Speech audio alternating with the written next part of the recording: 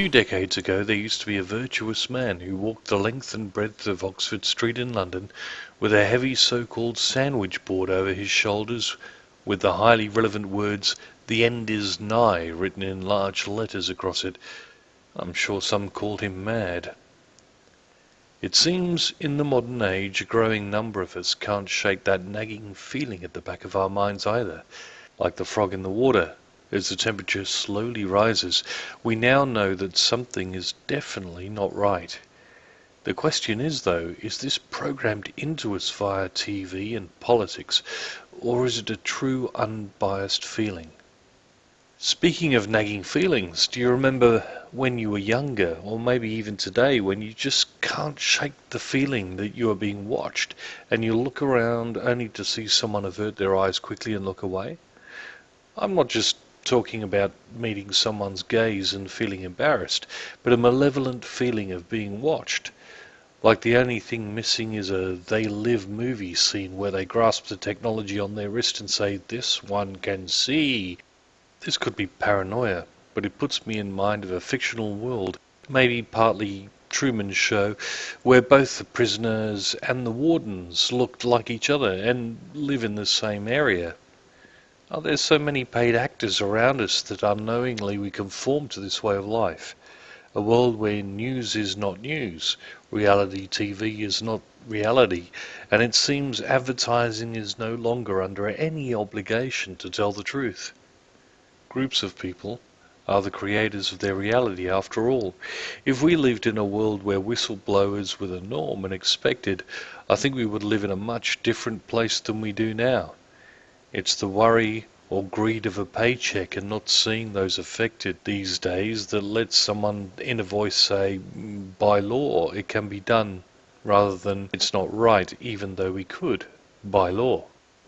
Everything now hinges on dishonesty.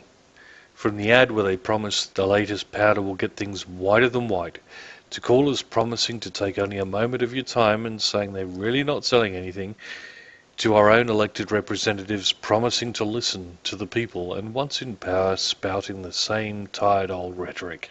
How did we find our way down this slippery slope where once business, elected officials and banks fought for our dollars and loyalty with true commitment, free offers and loyalty programs, and now they're so big and removed from their once face-to-face humanity, they only offer incentives to new subscribers and couldn't care less about the loyalty that their clients have shown over a quarter of a century or more. I believe the further away the person is from meeting face to face, the more the other party feels disconnected from that person and is more comfortable lying or cheating to them. Take the door-to-door salesperson of old, or the local politician of old. They would give you a spiel at the front door.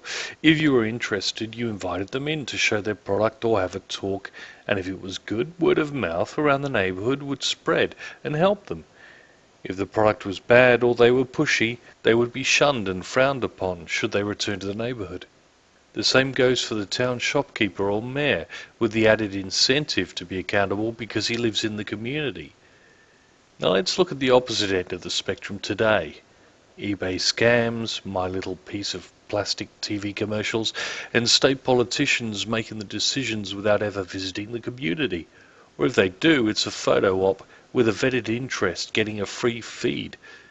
And they're surrounded by security just in case you might want to speak with them. With the benefit of hindsight, we can see how we got here though. We just need to read the books of those that were in the know, those that were either in the so-called elite or in the secret societies that were shaping the new world, like the Fabian Society. Those that had the inside scoop and used the knowledge to write popular, factual works of fiction. An example would be Aldous Huxley's A Brave New World, where he wrote about a manufactured society with different classes based on the Greek alphabet: alpha, beta, gamma, delta, epsilon. The alphas were bred to be leaders, and each successive caste would be bred or indoctrinated to be less intelligent, or at least less informed, until the epsilons, who were even starved of oxygen at birth to make them brain damaged and left to do the menial tasks. Vaccines, anyone? The most blatant of the more famous books is of course 1984 by George Orwell. There are many parallels to today's society with the double-think we are sold on a daily basis by the media and governments. War is peace, freedom is slavery, ignorance is strength. And the rewriting of history where the logic was, he who controls the past controls the future, he who controls the present controls the past. Another book is H.G. Wells's The Time Machine. One of my favourite movies, by the by, the original that is, where the Victorian time traveller visits a future where the human race is split into two archetypes, one called the Morlocks, who live underground and at night take some of the smaller, more human type Eloi to be their food. With all the tunnelling that seems to be going on at the moment, mixed with the revelations of paedophilia, insider trading, misuse of taxpayer funds, etc., by those who insist they have power and influence, and I can see the analogy of the preying on us Eloi while we are kept in the dark.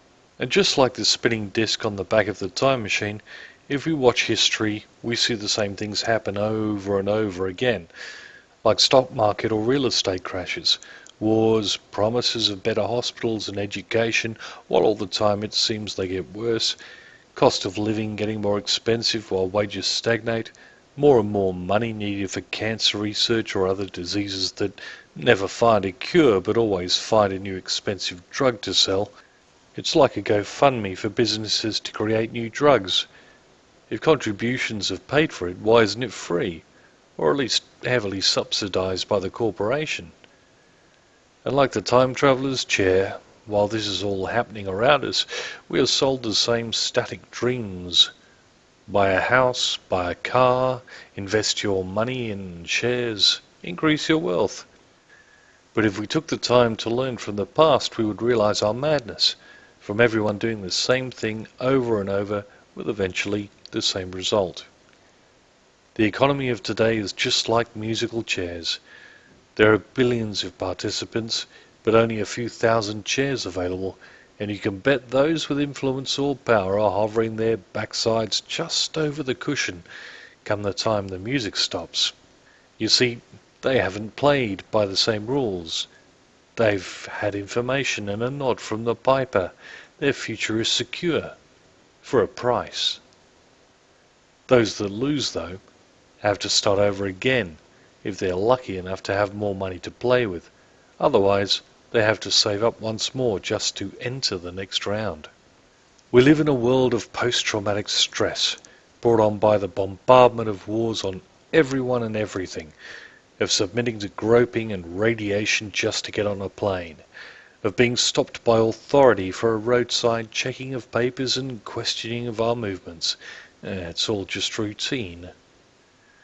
We get yearly threats from licensing, tax and rates to pay, monthly threats from companies in the form of bills, daily reminders of external threats by the so-called news, hourly calls from people we don't know just wanting a little bit of our time, lying their way to our information, and by the minute we receive multiple unwanted texts and emails. By the seconds we're tied to a clock in a job most of us find stressful and unfulfilling, just so we can earn a few shekels to feed our dependents, ourselves and our family, the taxman and the government. Then, like a Pavlovian dog, our alarm goes off and we're off to do it all again, because the stress and worry of not doing it is too great.